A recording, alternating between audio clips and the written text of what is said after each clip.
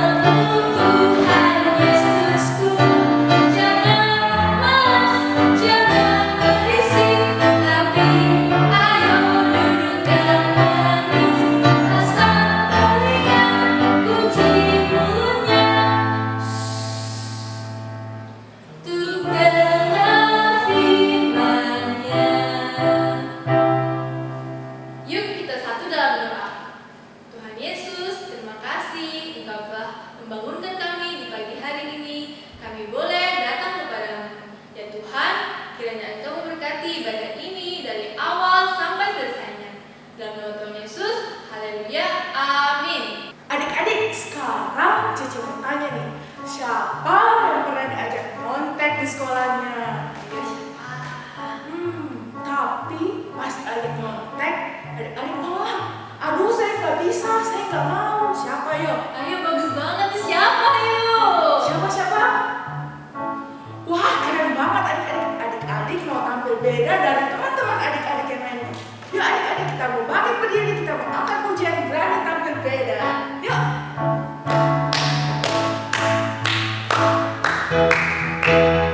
Saat iblis menggodaku, aku tolak dia dalam nama Yesus. Saat iblis merayuku, aku pun berdoa dalam nama Yesus.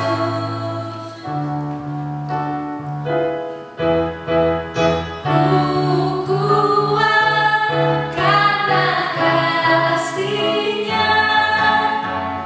Firman-Nya teguhkanku.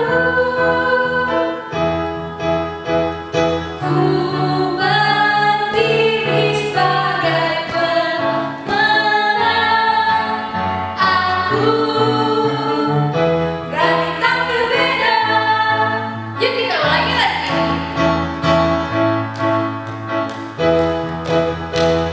Saat iblis menggodaku, aku tolak dia dalam nama Yesus. Saat iblis merayuku, aku pun berdoa dalam nama Yesus. Ku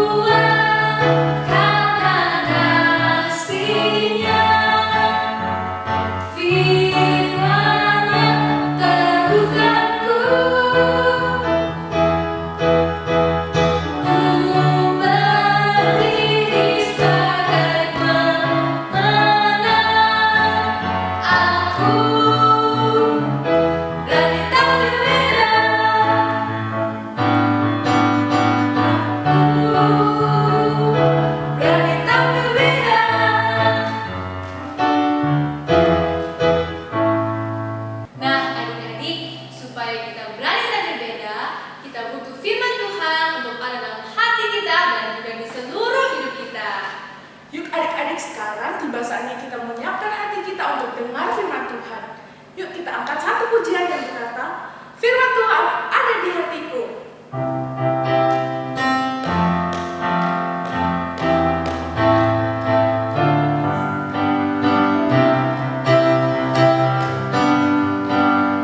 Buka Alkitab, lalu ku baca.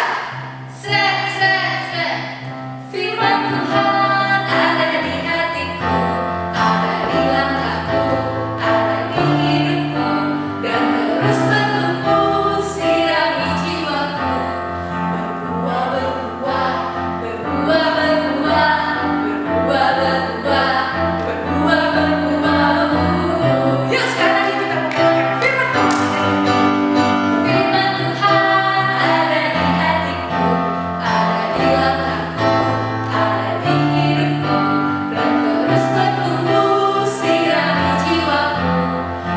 Berbuah, berbuah, berbuah, berbuah, berbuah, berbuah, berbuah,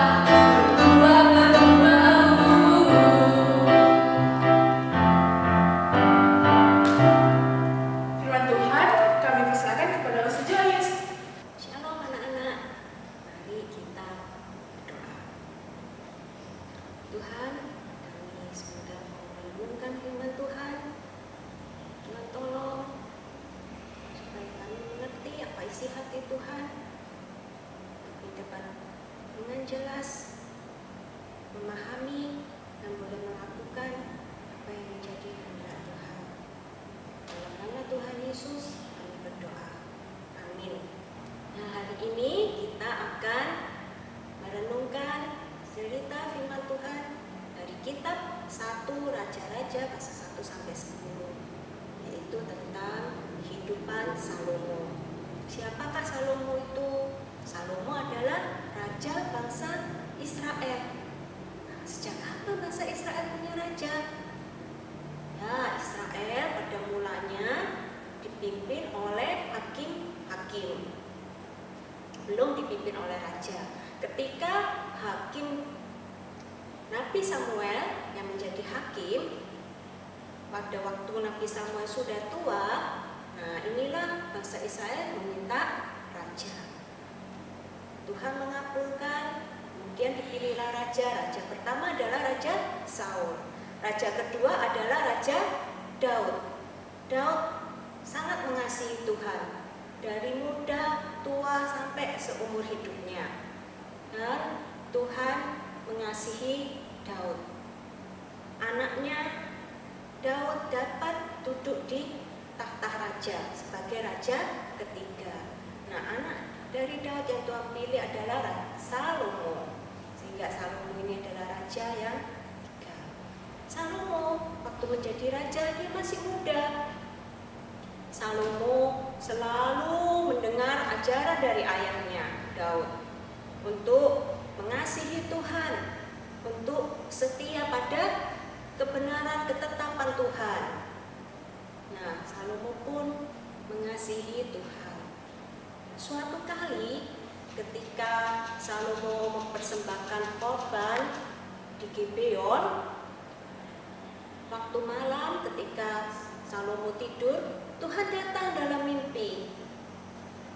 Tuhan menanyakan kepada Salomo, Salomo, apa yang kamu minta yang akan aku berikan? Nah, adik-adik, ternyata Tuhan mau beri sesuatu buat Salomo. Salomo boleh minta loh. Apa ya yang diminta? Apakah uang yang banyak, ataukah umur panjang, sehat, kuat, umur panjang, ataukah kekuasaan menang terhadap semua musuh? Tidak, ternyata Salomo meminta hikmat. Hikmat itu apa? Hikmat itu adalah hati yang mampu membedakan yang baik dan jahat, sehingga dapat memberi keputusan yang tepat. Nah, Salomo minta itu kepada Tuhan, dan Tuhan pun Menjawab Salomo. Tuhan mengatakan bahwa Tuhan akan memberikan Salomo hikmat pengertian. Tuhan mengabulkan permintaannya itu. Dan tidak hanya itu adik-adik, apa yang tidak Salomo minta pun Tuhan janji berikan, yaitu kekayaan dan kemuliaan. Bahkan jika Salomo terus setia pada jalan Tuhan, mengikuti ketetapan Tuhan, Tuhan memperpanjang umurnya. Dahsyat ya Tuhan itu. Nah, kemudian Salomo bangun dari tidurnya, dia kembali ke Yerusalem, dia mempersembahkan korban kepada Tuhan. Nah, pada waktu itu ada 2 ibu membawa 1 anak datang menghadap Raja Salomo.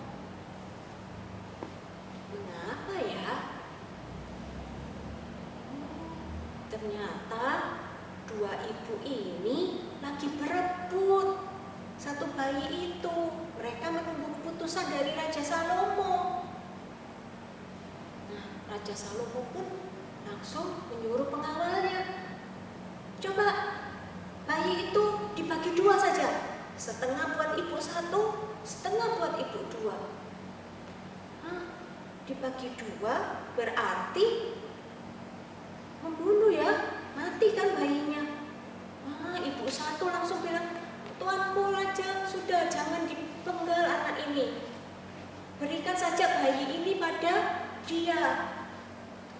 Sedang ibu 2 bilang, tidak apa-apa Raja, itu keputusan yang adil, itu belah saja bagi 2.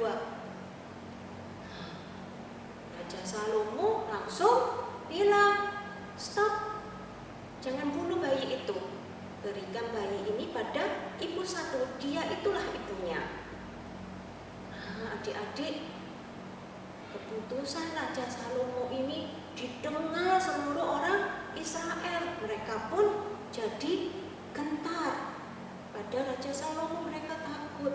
Mereka melihat kalau Tuhan menyertai Salomo. Tuhan memberikan hikmat kepada Salomo untuk memutuskan dengan adil. Tahukah adik-adik, yang perlu hikmat itu bukan raja saja loh. Juga bukan saja orang besar saja yang perlu hikmat, tapi adik-adik yang masih kecil juga perlu hikmat. Contohnya, kalau misalkan ada teman minta tolong, aduh saya tidak bisa pelajaran di sekolah, sulit, tolong saya. Bagaimana menolongnya? Memberi contekan waktu ulangan, jadi mengerjakan ulangan teman, atau belajar bersama sebelum hari ulangan. Contoh lain, ketika sore di rumah, wah ada acara TV bagus ini, ingin nonton. Ada acara TV bagus, terus ada mainan game juga, kepingin main, tapi belum kerja PR sekolah. Terus hari itu saya belum baca Alkitab. Apa yang adik-adik pilih dulu? Mengerjakan PR dan membaca Alkitab dulu, atau mau main game dulu, nonton TV dulu? Itu perlu hikmat. Juga ketika adik-adik punya mainan, kamu punya mainan, kakak atau adik mau main itu juga, memilih berebut bertengkar atau memilih main bersama bergantian, itu perlu hikmat. Adik-adik, kembali ke Salomo. Tuhan menepati janji memberikan hikmat pada Salomo, juga memberikan kekayaan dan kemuliaan padanya. Salomo ingat untuk mendirikan rumah Tuhan. Salomo membangun rumah Tuhan dengan sangat baik, dengan bahan-bahan yang dipilih terbaik, rancangan yang baik, sehingga rumah Tuhan dulu yang disebut bait suci atau bait Allah, sekarang bisa disebut gereja ya. Rumah Tuhan itu jadi begitu indah dan megah. Salomo juga membangun istananya. Nah, setelah semuanya itu, ya, si Salomo berdoa, Raja Salomo, dan kemudian Tuhan pun kembali untuk kedua kalinya menampakkan diri kepada Salomo. Tuhan mengingatkan Salomo bahwa Tuhan akan ada di tengah umat Israel, akan menyertai, dan Tuhan mengingatkan Salomo untuk setia kepada ketetapan Tuhan, perintah Tuhan, beribadah hanya kepada Tuhan, tidak menyimpang beribadah kepada Allah lain ataupun kepada patung. Nah, adik-adik, Salomo sungguh menjadi seorang raja yang termasyhur, terkenal mana-mana, tidak hanya di kalangan orang Israel. Apa yang membuat dia termasyhur, terkenal? Hikmatnya, kekayaannya, kemuliaannya. Siapa yang memberikan semua itu? Tuhan. Ya, itu yang membuat dia jadi terkenal. Banyak raja, juga ratu dari negeri jauh, dari Seba, datang untuk menyaksikan hikmatnya Raja Salomo, istana yang dia bangun, juga rumah Tuhan yang dia bangun. Dan raja-raja lain, juga ratu dari negeri Seba ini pun memuji nama Tuhan. Tuhan Allahnya Israel, Tuhan Allahnya Salomo yang begitu hebat, begitu dahsyat, yang mengasihi umatnya. Nah, adik-adik, demikian kehebatan Salomo, keberhasilannya. Hanya pada waktu Salomo tua, Salomo tidak sepenuh hati mengikut Tuhan. Salomo tidak seperti Daud ayahnya. Pada waktu tua, Salomo mulai menyimpang, tidak sepenuh hati kepada Tuhan. Hal ini dipandang jahat di mata Tuhan ketika Salomo mulai menyembah Allah-Allah lain, menyembah patung juga. Nah, ini membuat Tuhan murka, sehingga selanjutnya kerajaan Israel terpecah. Nah, adik-adik, Elsa tanya, apakah adik-adik ingin jadi orang yang berhasil? Tentu ya, ingin. Sekarang adik-adik ini sekolah, kemudian besok besar untuk bekerja. Ada cita-cita yang menjadi dokter, ada yang mau jadi pengusaha, ada yang mau jadi notaris, ada yang mau jadi ahli teknik, ada yang mau jadi pendeta, dan banyak lagi. Tentu kepingin menjadi orang yang berhasil ya. Nah, untuk berhasil, selain kita berusaha dengan baik, selalu ingat untuk meminta penyertaan Tuhan. Untuk selalu minta Tuhan sertai, Tuhan berkati, sehingga menjadi berkat bagi banyak orang. Mau kan adik-adik? Dan satu hal yang perlu diingat, dari adik-adik kecil ini sekolah, sampai nanti besok kelak besar, sampai seumur hidup, selalu ingatlah untuk mengasihi Tuhan, untuk selalu setia pada Tuhan, tidak melupakan Tuhan dalam hidup. Seumur hidup Tuhan memberkati. Mari kita berdoa. Ajari kami Tuhan untuk selalu dari kecil sampai besar, sampai seumur hidup, sampai tua, selalu belajar untuk mengasihi Tuhan, selalu belajar untuk merenungkan, melakukan firman Tuhan, dan menceritakan firman Tuhan dalam hidup kami selalu. Dalam nama Tuhan Yesus kami berdoa. Amin. Untuk ayat hafalan diambil dari kitab Pengkhotbah pasal 12 ayat 13b.